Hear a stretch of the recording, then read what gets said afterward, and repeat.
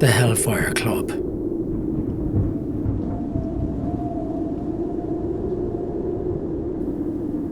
Dubbed one of the most haunted places in Ireland, the HellFire Club is a derelict lodge with the look of a gothic remnant perched on the summit of Montpelier Hill on a mountain peak that overlooks the City of Dublin. Made entirely of stone, the building is strong and sound and hasn't eroded or crumbled in the last 300 years. The hilltop and its remnant can be seen from almost anywhere in Dublin, and the peak itself gives an almost completely panoramic view of the City of Dublin right up to the coastline. It's a popular spot for hikers and walkers, and especially ghost hunters and paranormal investigators, given the history of the lodge and the numerous legends attached to it. Some companies even run tours to the spot, where visitors are told about the ghostly entities that reportedly still reside there. The truth is, its history goes back even further, by thousands of years in fact. Before the haunted lodge was built, an ancient Neolithic burial mound stood on that very summit. The site consisted of a large passage tomb, which was surrounded by a stone circle of tall, vertical boulders called cairnstones. To visualise this, you could imagine something like the tomb at Newgrange, surrounded by a large stone circle. It's now known from recent excavations that the tomb dates back to somewhere between 4500 and 2000 BC. Today, some remnants of the stone circle can still be seen. The tomb was important enough to stand at the very summit of Montpelier Hill, where it remained undisturbed for thousands of years until workmen arrived and destroyed it to make way for the hunting lodge. Had this sacred site been left alone and undisturbed, it's likely it would have stood as an ancient landmark along the lines of Newgrange or Stonehenge. Instead, it now stands as a haunted, windswept and isolated ruin, cursed and abandoned as a monument to the darkest excesses of the landed gentry.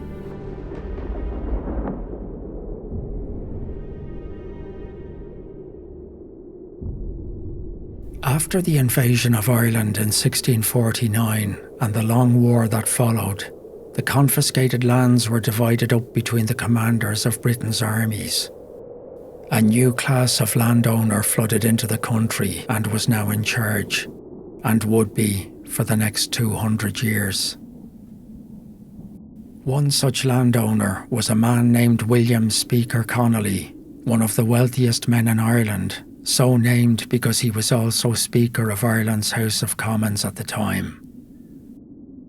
Connolly purchased Montpelier Hill from the Duke of Wharton around 1719.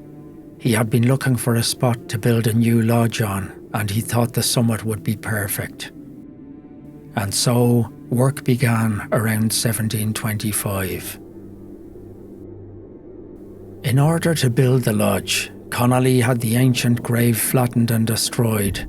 Its scattered stones were then used in the new construction, with one of the grave's cairnstones even used as the lintel for the fireplace. It can even be seen today, as the fireplace is still intact. The destruction of the sacred tomb to make way for the project scandalised the public of the time.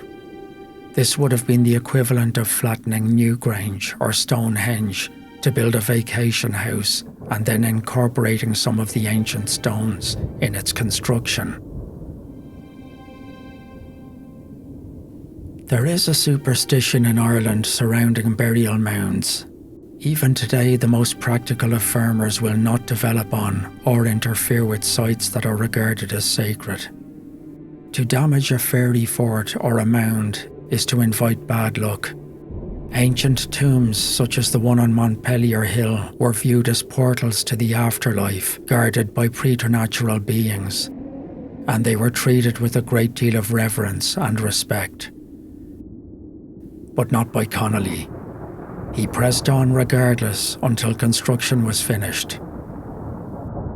The project was soon called Connolly's Folly, and many believed that the land was now tainted because of it. They had good reason to believe so. On the very night the secluded lodge was completed, a heavy thunderstorm rose up out of the mountains and swept over the building.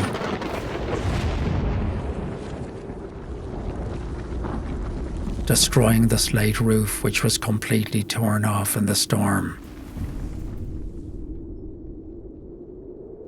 Unsurprisingly, the locals believed that angry spirits were responsible as revenge for the defilement of the tomb, and some believed even the devil had blown the roof off as payback for the destruction. How the workmen felt about raising the mound to build the lodge is unknown, but it's easy to imagine a few knowing glances being exchanged. But Connolly, undisturbed by the claims, had the roof rebuilt, replacing the slates with a roof and vault completely made of stone. And that roof still remains strong and solid to this day, but it does give a dark and ominous appearance to the building. Although it was designed and built in the Palladian style, it seems to have that strange looming Gothic look about it. There's no record of who designed it, but it's thought to have been Sir Edward Pearce. The finished building consisted of 2 large rooms and a hallway on the upper floor, and 2 large rooms on the ground floor, one of them a kitchen with a fireplace. The entrance was on the upper floor, which was reached by a flight of steps. Following the storm, the nickname Connolly's Folly was soon joined with the tags The Haunted House and even The Kennel, presumably because of the hunched ugliness of the building. It hadn't yet received its enduring title of the HellFire Club, but that would come later, after Connolly's death, which, as it turned out, was not long to come. Within 4 years of completion, Speaker Connolly was dead, the victim of a mysterious illness which baffled even his own doctors. He died in his house in Capel Street in Dublin city centre on October the 30th, 1729, just the day before Halloween, which has its origins in Samhain, the ancient Neolithic festival when, it is believed, the veil to the afterlife is lifted and the spirits of the dead would return to walk amongst the living. Maybe those guarding the tomb at Montpelier Hill finally came for the brazen landowner. He never lived long enough to enjoy his new lodge.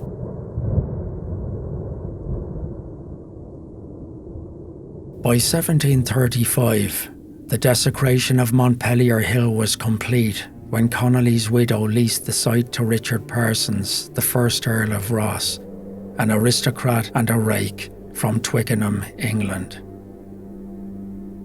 Parsons established the first HellFire Club in Ireland, along with the artist and writer James Worsdale, and they began to use the lodge for its meetings and ceremonies. In fact, the HellFire Club itself had already been founded in London in 1718 by the Duke of Wharton and some of his high society friends. It was described by them as an exclusive gentleman's club. It was, in reality, a membership-based den of drinking, gambling, womanizing, and other vices for high society bohemians, which included bizarre rituals that were staged to mock the church. The club was originally and sarcastically called the Order of the Friars of St. Francis of Wickham before they settled on the name, the HellFire Club. Their motto was, "Do what thou wilt." Fans of the Enlightenment movement, which looked to the scientific rather than the theological, they were a satirical gathering of practical jokers who liked to shock the outside world by mocking religion and current social norms.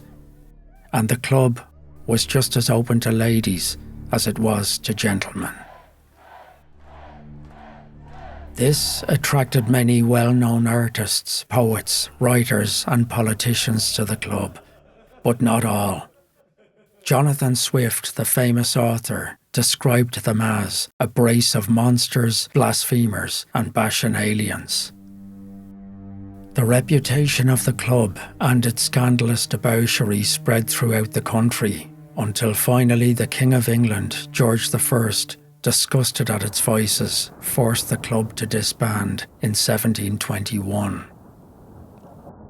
With nowhere to party after their nest was fumigated by the king, Wharton joined the Freemasons instead, becoming Grand Master of England in 1722, while Parsons turned his eyes to Ireland, which was, by this stage, little more than a playground for Ireland's landed gentry, a perfect location for Parsons' club, far away from the disapproving eyes of the king. Before the lease of Montpelier Hill, the club would meet at various venues around Dublin: the Eagle Tavern, the Jobstown Inn and Killikee House at the base of Montpelier Hill, to name a few, eventually adding the lodge to their list as it was more secluded and they were drawn to the reputation of the haunted hill. So who were they? The founder members of the club were, of course, Richard Parsons, 1st Earl of Ross, who I described earlier. He was joined by Richard Chapel Whaley, also known as Burn Chapel Whaley, a wealthy landowner and a notorious priest hunter whose nickname came from his hobby of setting churches on fire with burning arrows. He was related to Oliver Cromwell through ancestry. The two Richards were joined by Simon Lutterell, president of the club, who was also Sheriff of Dublin for a time, and later a member of the British House of Commons. Henry Barry, the 4th Baron of Santry, a member of the Irish House of Lords. James Worsdale, co-founder and master of the revels. Worsdale was a high society portrait painter, actor and writer. A painting by him of the other founding members of the club hangs in the National Gallery of Ireland today. The founders also included 3 high-ranking military officers: Colonel Henry Ponsonby, a member of the Irish House of Commons, Colonel Henry Clements, and Colonel Richard St. George. And they were, of course, joined by various invited, hand-picked members from the ranks of high society. As for the ceremonies themselves, a black cat was always kept as a mascot at the lodge. The ceremony would begin when each member would take his seat at a round table. The members of the club, who would refer to themselves as books or devils, would be dressed up as characters from the Bible. A large silver punch bowl filled with scalcheen would be placed at the centre of the table. Scalcheen was a mixture of whiskey and melted butter, which was a very popular drink with the club. The president of the club, who referred to himself as the King of Hell, would be dressed up as the devil with horns, wings and cloven hooves as part of his costume. He would sit at the head of the table, while the vice chair was always kept empty and reserved for the Dark One himself, should he decide to make a visit. A toast would then be made to the devil. Members would damn the church and all its teachings. Sometimes there would be ceremonies that pillared religion, and then the party would begin, as they all got hammered drunk on scalcheen and brandy, both of which were kept in regular supply.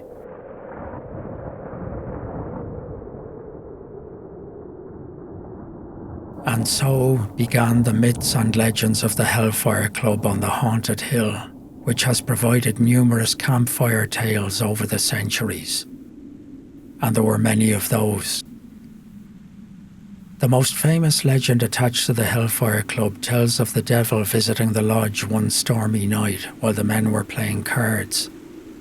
3 heavy raps echoed from the front door, and on answering, It slowly creaked open to reveal a tall, cloaked stranger who was looking for lodgings for the night and who happened to have a lot of money with him. Seeing this, they promptly invited him in to join them at the table for a game. Whether he sat at the reserved seat is unknown, but the story goes that during the game, one of the members dropped a card and on reaching under the table to retrieve it, noticed that the stranger had a cloven hoof instead of a foot. Slowly sitting back up again, he tried to keep his calm and carry on playing cards, but began to sweat and tremble as the game went on, until he finally lost his nerve and shouted to the others what he had just seen. To this, the stranger calmly pointed at him and started laughing before bursting into flames and disappearing as the man collapsed and died on the floor. Another version of the story tells of how the members panicked and escaped by jumping into barrels and rolling down the famously steep hill to get away from their cloven visitor. One well-known tale tells of a local farmer who was curious about the goings-on at the club, and so he climbed the steep hill and hid amongst the trees to watch, but he was soon spotted from the lodge, and the club happily invited him inside to witness the night's rituals. On being released the following morning, the farmer was literally struck dumb from shock, and as the legend goes, he spent the rest of his days unable to speak or even remember his own name.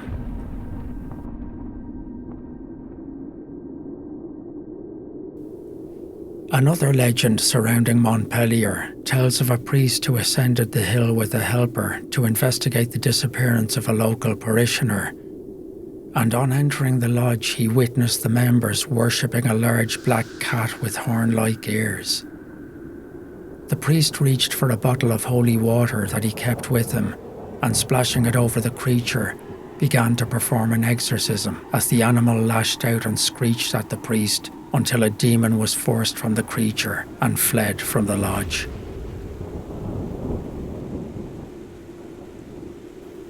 One story, attached to a fire at the lodge, tells of how Simon Luttrell, the club's president, had a gambling addiction which put him in financial straits, and so he made a pact with the devil to clear his debts, and in return he would offer his soul within 7 years. The years passed by, and on a thunderous night in the last moments of the 7th year, the devil reappeared at Montpelier Lodge to collect his debt. Luttrell, terrified, fled for his life, and shortly afterwards the lodge burned down. In actual fact, there was a large fire at the lodge in 1740 which destroyed the interior, but the building itself did not burn down. The structure held, but the club abandoned the lodge and relocated to Killikee House.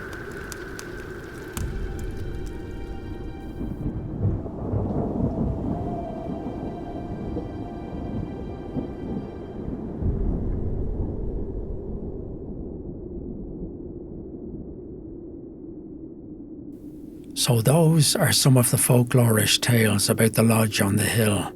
But what about the actual claims?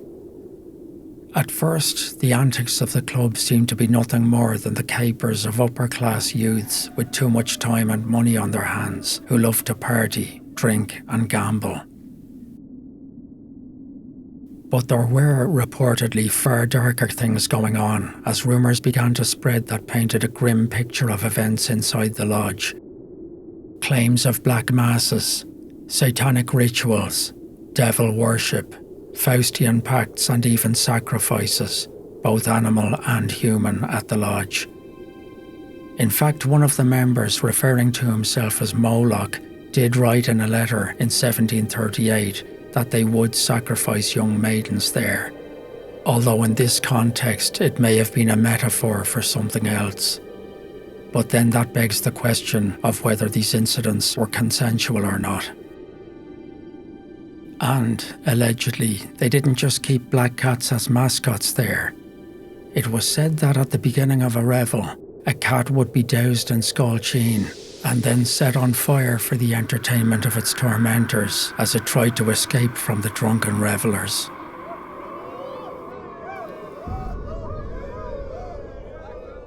The exclusive nature of the membership and the remote location of the building meant that there weren't many provable accounts of just exactly what went on there. And of course, over time, fact and fiction have almost meshed together.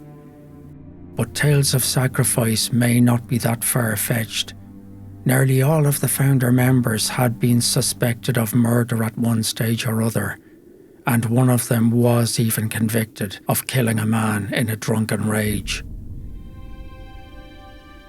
It's worth noting also that evidence of a ritualistic killing was also found at Killikee House in the 1970s, which I'll go into later. And the gang was also suspected of beating a disabled man to death.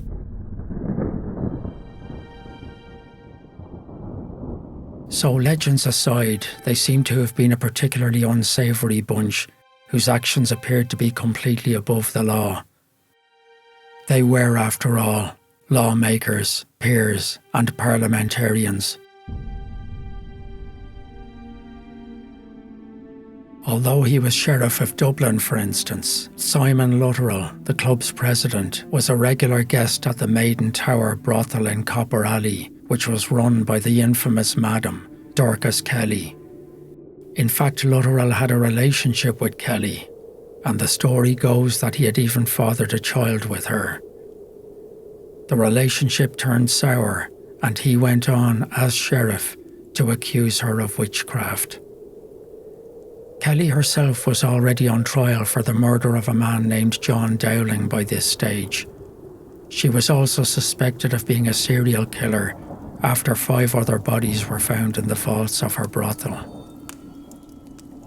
During the trial, Lutterell also claimed that Kelly had murdered their infant in a satanic ritual after she had demanded money from the sheriff. Convicted of murder and also branded a witch, Kelly was sentenced to death and was burned at the stake. As for Lutterell's claims that she had killed their infant in a ritual, interestingly, he only made this claim after she had accused him first of having murdered their child in such a ritual. What actually became of their child, if there was a child, is unknown, and probably doesn't even bear thinking about.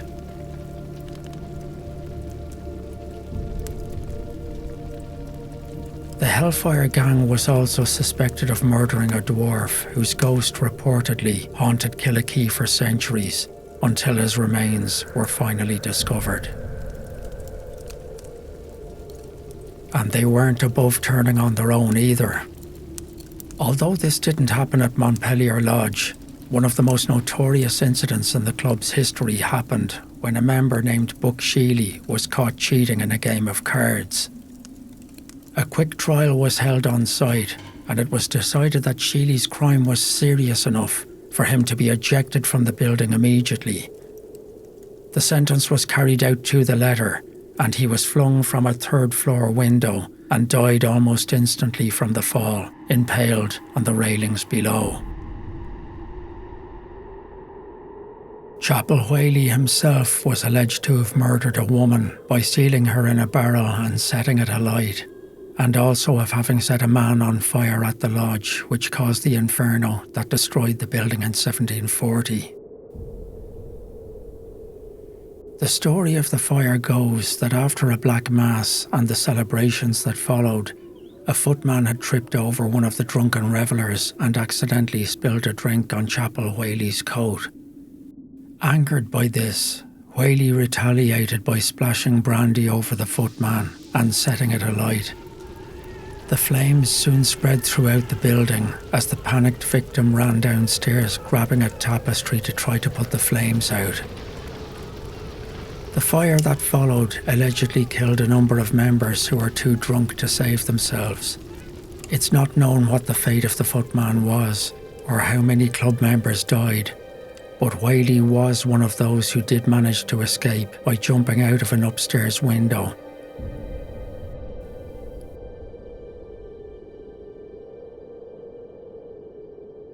It's interesting that someone well known for burning buildings is alleged to have ended up burning his own club down and killing many of those present.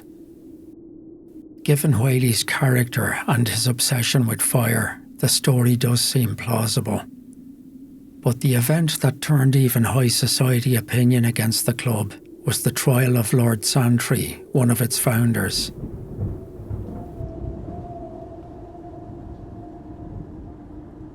Santry was one of the younger members of the club, and by all accounts he was an angry and violent drunk who was already suspected of the burning death of a servant who was bedridden with illness, although he was never arrested or charged. But he was eventually put on trial for another killing. It happened during a drunken card game with friends when one of the other players accused him of cheating.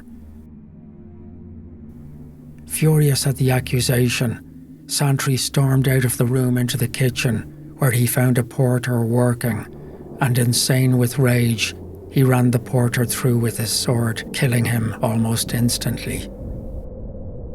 But this time there were witnesses, and the young baron was put on trial and convicted of murder in 1739, and sentenced to be hanged.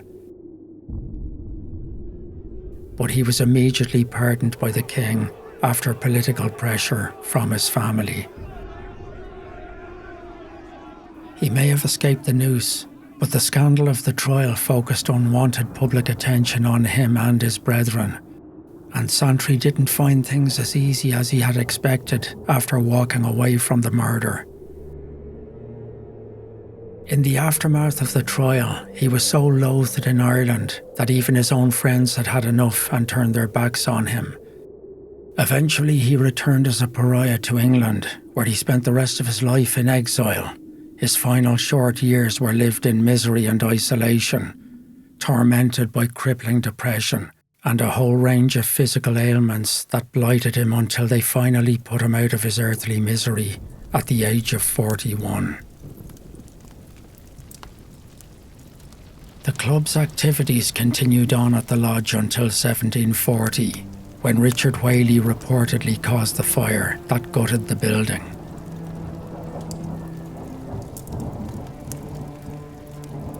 There were other theories about the cause of the fire. One suggested that William Connolly's son refused to renew the lease and deliberately set it alight to speed up their exit. Others claim that club members burned it down as revenge at his decision. But it's unlikely that Connolly's son would have destroyed his own building, and doubly unlikely that the club would have burnt it down while they were all still inside. After the fire, they abandoned the lodge, which lay empty for years, and relocated to Killikee House again at the base of Montpelier Hill. But the club's days were clearly numbered by this stage.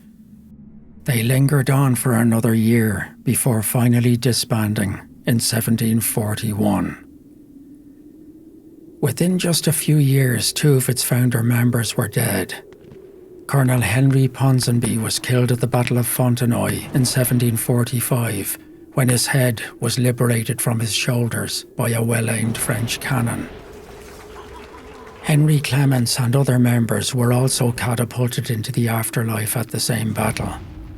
Where they landed is anyone's guess, or whether there was a seat reserved for them on landing.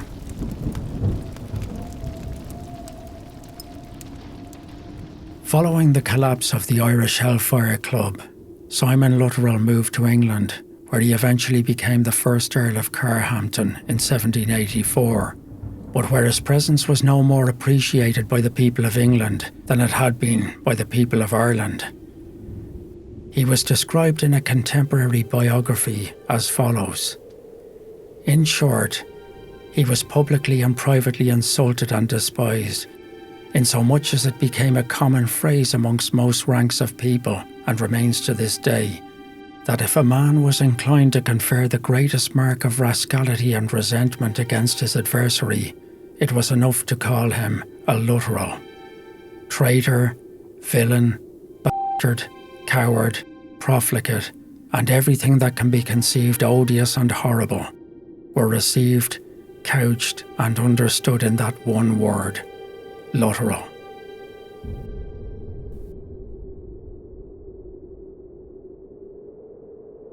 Unfortunately, the English had to endure a long stay. Lutterell outlived all his fellow club members, finally popping his cloven clogs in 1787. James Worsdale also moved back to England, where he died in 1767 at the age of 75. His tombstone at St. Paul's, Covent Garden was inscribed with the epitaph, "Eager to get, but not to keep, the pelf, a friend to all mankind except himself." This masterpiece, dedicated to James Worsdale, was written by Worsdale himself. No one else seemed to have been willing to write one for him, as he appears to have left a similar mark on the people of England as Simon Lutterell did. The memoirs of those who knew him describe him in scathing terms as a deeply unsavoury individual obsessed with self-promotion. He left his fortune behind to 5 children, all of whom were from different mothers. Chapel Whaley himself died just 2 years later, in 1769. Little is written about his life after the club disbanded, and he seems to have settled back into the quiet life of an ageing landowner. Ireland's HellFire Club lay dormant for many years, decades in fact, until it was finally revived again in the late 1700s by Chapel Whaley's own son, Thomas Whaley. Known by his friends as the most famous book of them all because of his hijinks and shenanigans, he took the nickname Buck Whaley, and he despised and hated the church as much as his father had. Described in many of today's published works as a playboy and adventurer, he famously made a £15,000 bet in 1788 that he would make the dangerous journey to Jerusalem and back within 2 years. In fact, he returned within just 1 year and collected his winnings, the equivalent of about £12 million today. The bet made him famous amongst his peers and is still written about today, although less is mentioned of him playing handball against the Wailing Wall while he was there.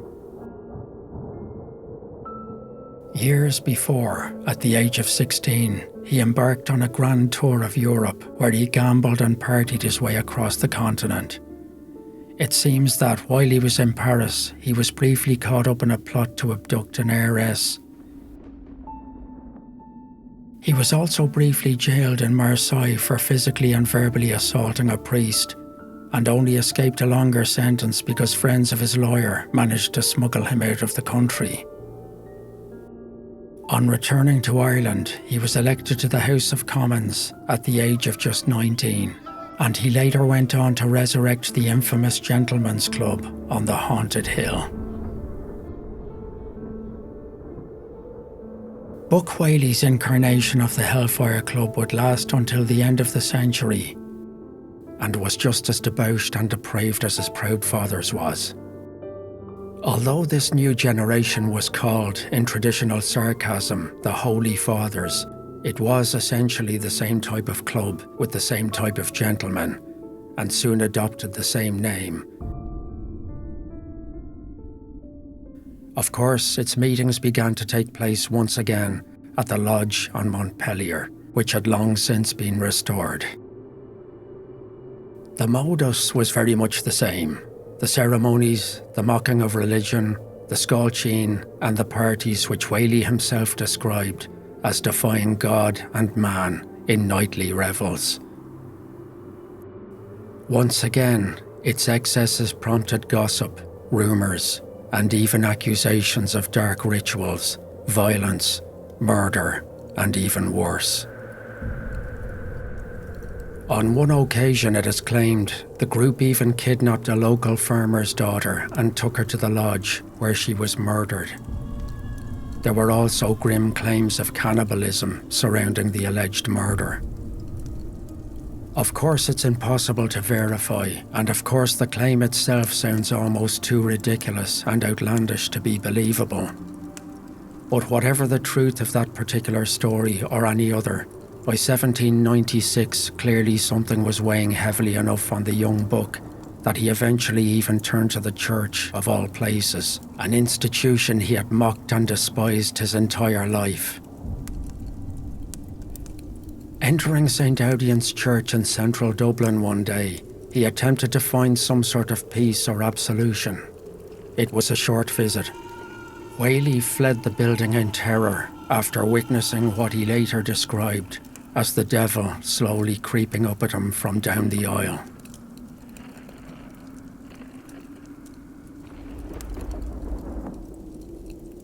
The most famous book of them all left Ireland immediately, never to return. And with his departure, the HellFire Club was no more.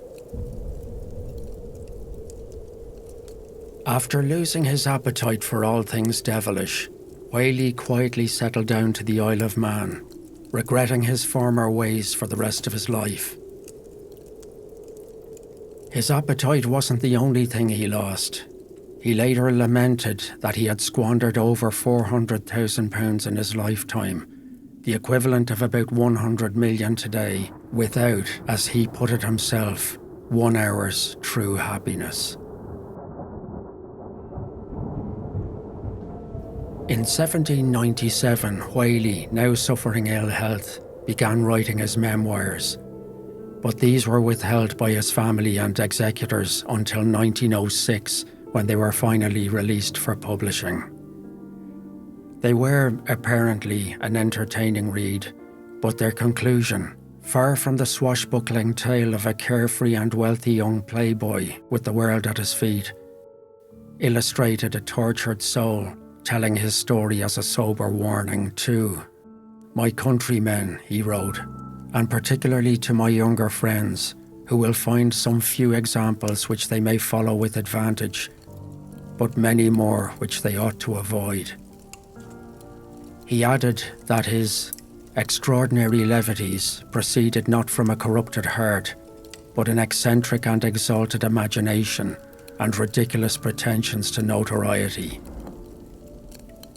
A life of dissipation, he added, can produce no enjoyment, and tumultuous pleasures afford no real happiness. Whaley died in 1800 at the age of 34 in Cheshire, England, while travelling to London. The cause of death was reported as rheumatic fever, although it was also attributed to sclerosis of the liver from years of hard drinking. That very same year, the Connollys sold their land on Montpelier Hill. It was later inherited by the Massey family and was finally acquired by the state. Today, it's owned by the forestry organisation Quilta, Irish for forest. So, you could say that Montpelier Hill's association with the club died with Buck Whaley. Not quite. The HellFire Club may have been finished with the devil, but the devil wasn't finished with the HellFire Club. Its name and legacy remained on the hill, as did its reputation, which continues to this very day as the most haunted spot in Dublin and one of the most terrifying places in Ireland. To this day, you can still see bonfires on the summit on a Halloween night, but not every Halloween. As mentioned earlier, it is a popular trek for ghost hunters to make, and sometimes people, especially youths, will camp out there on the long winter nights inside the building to scare themselves and each other. Many visitors, even today, talk of a strong feeling of unease on entering the lodge. Some claim to have seen shadows darting from room to room throughout the building, and most believe a malevolent presence still lurks within the walls.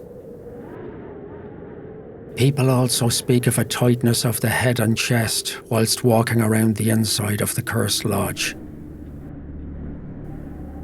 Paranormal investigators have reported feeling a dark energy accelerating towards them out of nowhere before disappearing again.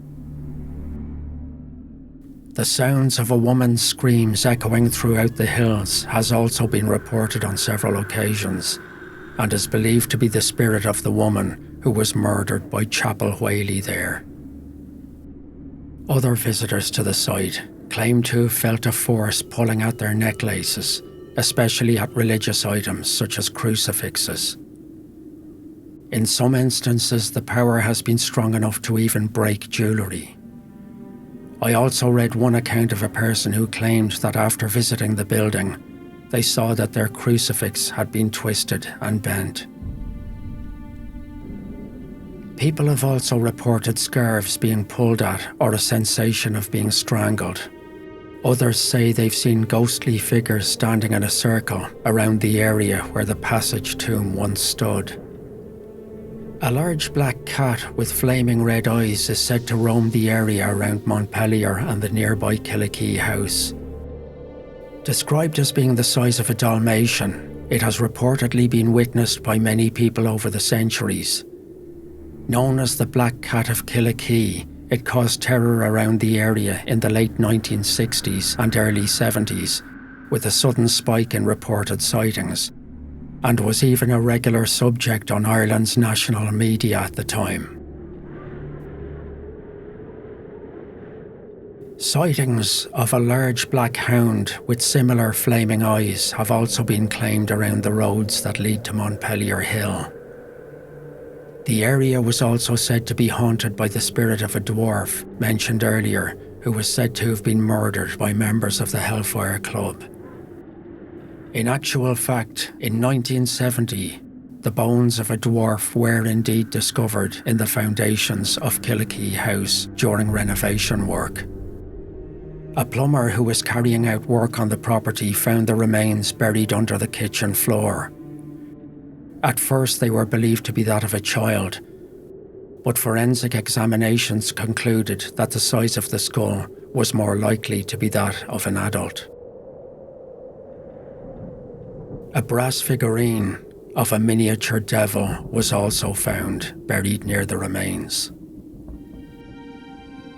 The new owners of Killikee House, in an act of kindness and compassion, organised a proper burial for the victim, who, we can hope, is now at peace. As well as those three legendary apparitions, Killikee House has been host to a range of other phenomena over the years. Strange sounds could be heard throughout the house. Doors would be seen and heard opening and closing by themselves. Frightened staff insisted they had also seen the ghosts of two nuns traversing the grounds. Even tradesmen had complained that the strange activity was stopping them from doing their work on site. In 1968, the owners of the property, which was now a tea rooms and crafts centre, were so concerned about it that they arranged for a priest to exorcise the building. It seems that the exorcism worked, as the activity died down.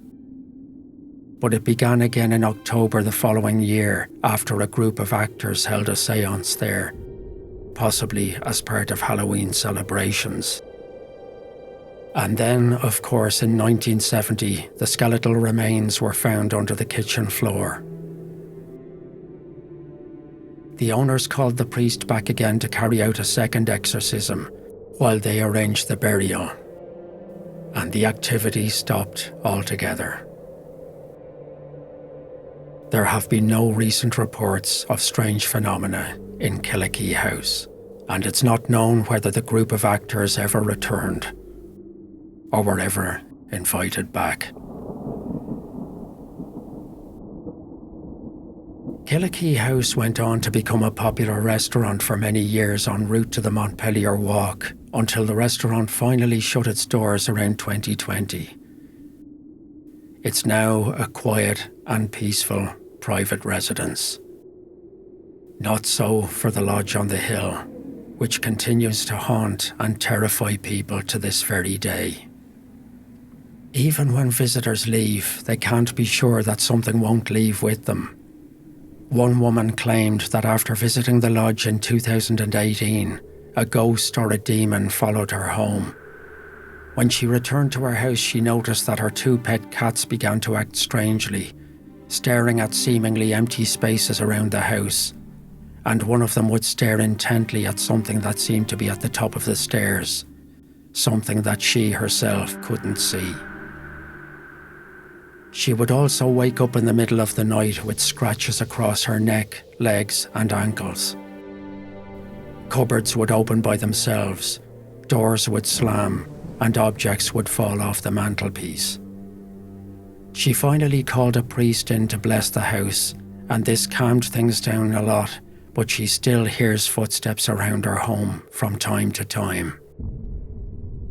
I also know of one paranormal investigator who refuses to even enter the lodge. The land around Montpelier is also allegedly teeming with elementals, ancient spirits of nature that are common in woodland areas and are said to guard the lands.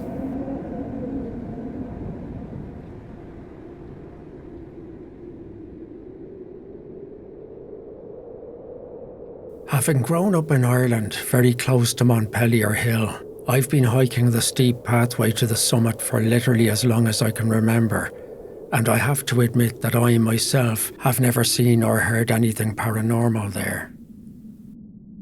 I do remember as a child seeing what I thought looked like a huge black crow gliding out of one of the large front windows to the ground below. But looking back, I'm wondering if it was just a black umbrella or something being tossed by someone out of the window. It was daytime and there were other visitors there at the time, and no one else reacted. One thing I was always fascinated by was a large vertical boulder that stood right in the middle of the path, halfway up the hill to the lodge, and I'm wondering now if that was some kind of cairnstone or marker to the burial mound above.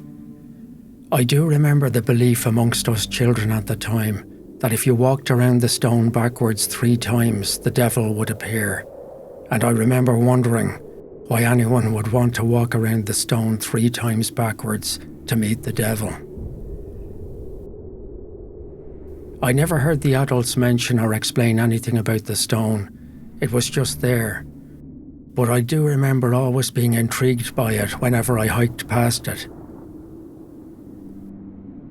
As the decades passed, I've seen the boulder slowly subside until it lay completely on its side, and eventually it washed down to the base of the hill, where it lies today almost indistinguishable from all the other boulders that lie at the base of the pathway.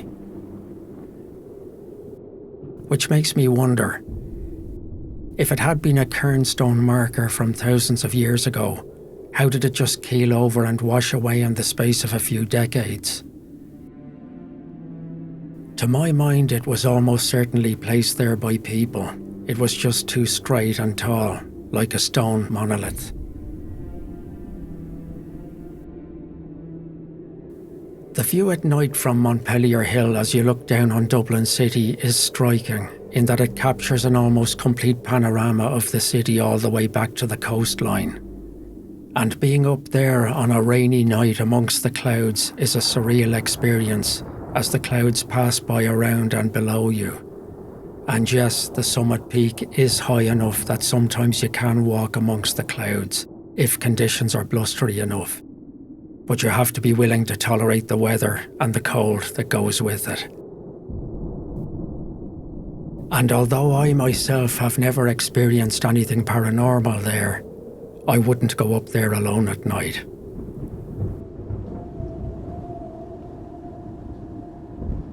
There are some parts of the land around Montpelier and Killikee, especially in the wooded areas, that do give an eerie feeling, even during the day. Also, if you're walking amongst the trees, the forest floor with its layers of fallen pine needles absorb the sound all around, causing a kind of dead silence amongst the trees. It's hard to describe other than it feels and sounds like being inside a room instead of out in the open, and this adds to the eeriness of the land. As for some claims that the HellFire Club still meets at the lodge, from what I've seen, most of the visitors these days are tourists and hikers, day and night. It'd be difficult for any secret club to have the privacy they'd need at Montpelier Lodge these days. And of course, the derelict building itself doesn't exactly offer the luxury that the Whaleys and their ilk would have been accustomed to. But whatever your beliefs, whether you're a skeptic or not, its provable history alone makes this ancient woodland and its summit quite an eerie place. That being said, there is now a new folly afoot threatening to provoke the spirits on the hill once more. Following along the lines of Speaker Connolly's legacy, developers are now planning to build a tourist centre, car park, and associated works, as they call it, on Montpelier Hill, to take advantage of its reputation and its many visitors. Although local residents, represented by the HMRA, are fighting the move, and even took the case to the High Court in Ireland. The High Court denied the HMRA permission to block the development on this historic hill, indicating that maybe things really have not changed all that much since 1725. Whether the vengeance of the ancient spirits that guard Montpelier Hill remains as strong now as it was back then, remains yet to be seen. Good night, wherever you are.